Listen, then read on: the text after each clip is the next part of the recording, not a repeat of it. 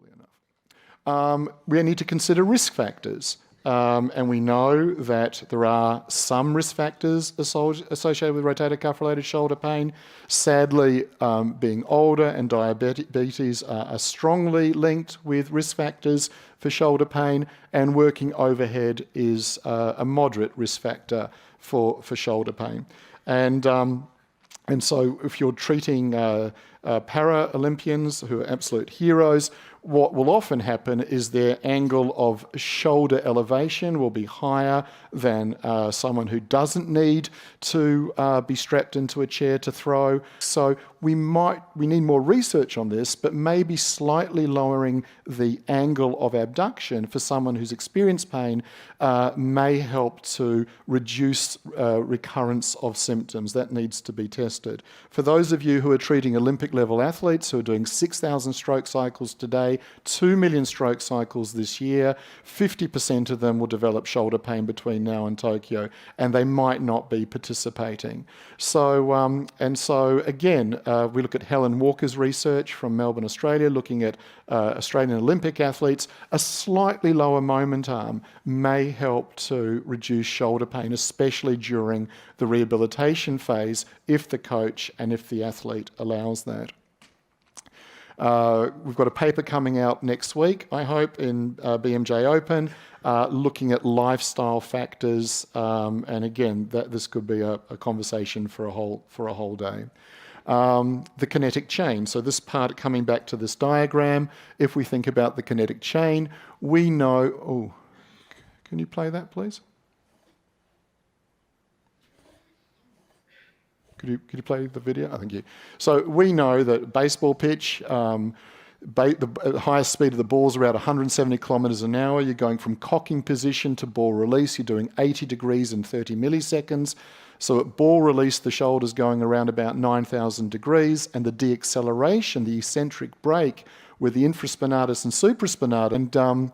And so the only way that we can generate those sorts of forces is by the rotation in our pelvis, and that was great. We saw some rotation exercises previously, and this energy transfer system from the lower limbs to the shoulder. And tennis serve, baseball pitch, the shoulder's contributing about 20%, the lower limbs about 50%.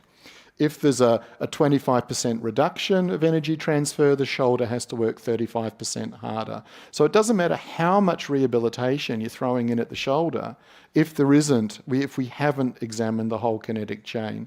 And if you remember that very first case scenario I asked you to read, the last line said, "And I've had a reoccurrence of knee pain."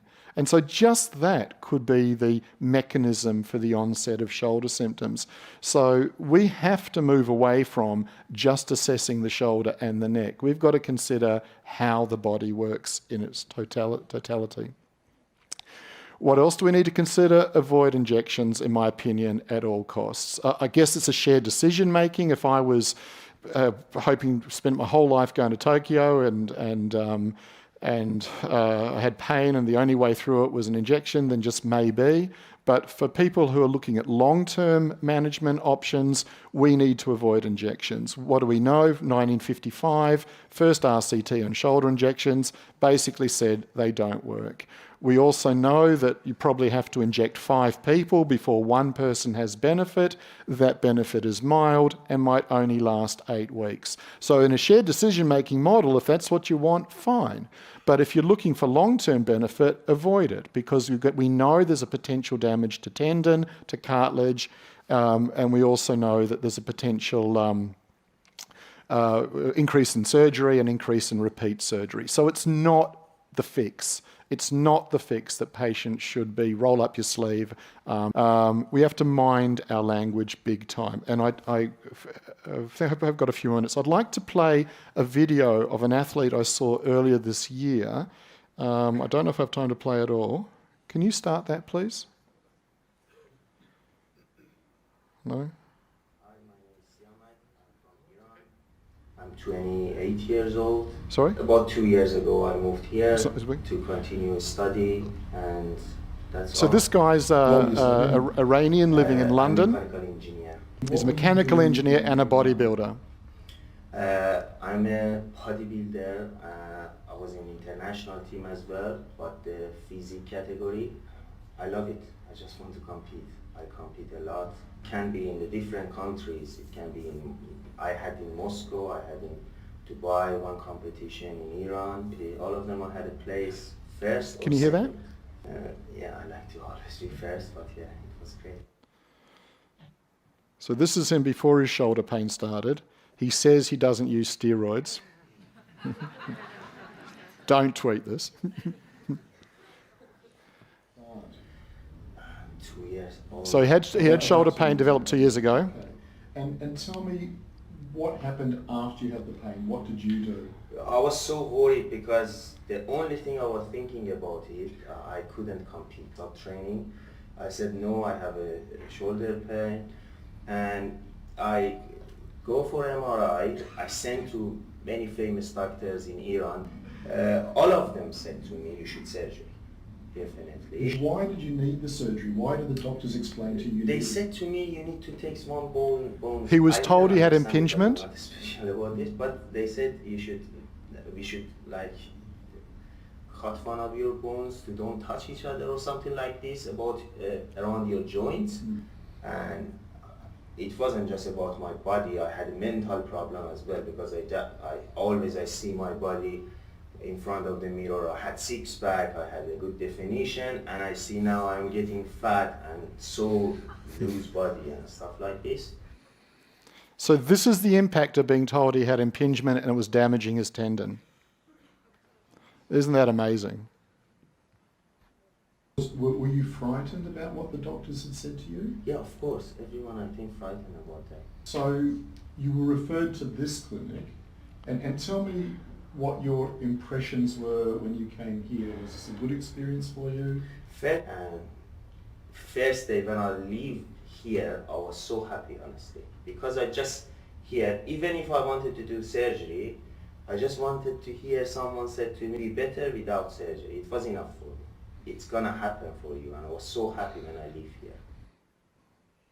So he had to start at a really low level, no difference from non-athletes in my opinion. He was petrified to move his arm because he thought he was going to push this bone into his tendon. What was the difference between what the doctors had said to you? Because I understand you were frightened when the doctors said you have to have surgery. Anyway, they didn't think about what I'm, as a athlete, what I want to hear. They just said surgery. Were you happy to hear that it was possible to improve your shoulder? Even one person, if someone said to me one person, I would continue to do. When it was at its worst, when we first met, tell me what you couldn't do. I couldn't do anything. You I couldn't think my hand comes until here, and rest I had pain. I couldn't bring my hand out, so I couldn't wear my really trousers. Improvement would you say there's been in your shoulder? Honestly, I'm doing the same exercises I used to do when I was. Still, I have a little bit pain. I don't want to say 100% Sure. definitely, but it's so far pain. I don't know. I love that don't know expression. what far means. I don't understand it that much. I just feel the tiredness more than this one. What do you mean by far pain? What does far pain mean? It's not too much close to me to Stop. annoying me. Oh, okay. Yeah, it's so. So you can do. We have in our language. I don't know. Can you train the way you want to train? Okay, I'm going to move on with this. It's a shame you can't see him at the end because he's doing back to his original training. Just to finish, last two slides, we've got to look at emerging technologies. And some of the research we're looking at now is using virtual reality for athletes and non-athletes as a way of, I won't play the videos, as a way of encouraging people to participate. And the last thing I'd like to say is we have to think about sustainable ways to ensure that we can provide health to everybody and not waste resources. Thank you.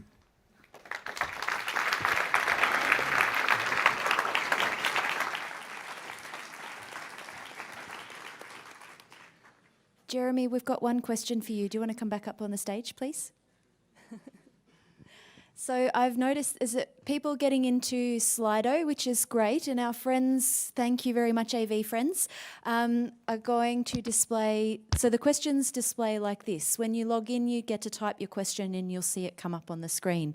So what I'd like to do is ask Jeremy to take 1 minute to answer the question here, what proportion of your consultation is exercises versus, is education?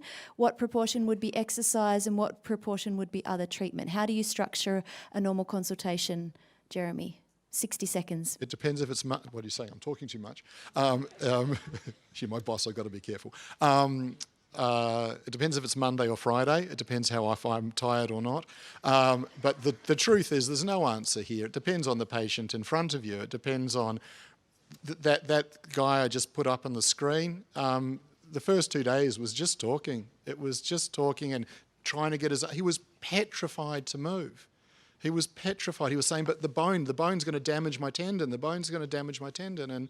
And so the whole thing was just, the most simple movements and then throwing a ball on the wall. And I couldn't get to the end, but he's just won a competition in Denmark and he looks better than he did with the previous slides. So I think it really depends on some people. Some people are ready to hit the exercises hard. Some people need a bit of talking. Thank you. 42 Perfect. Wonderful.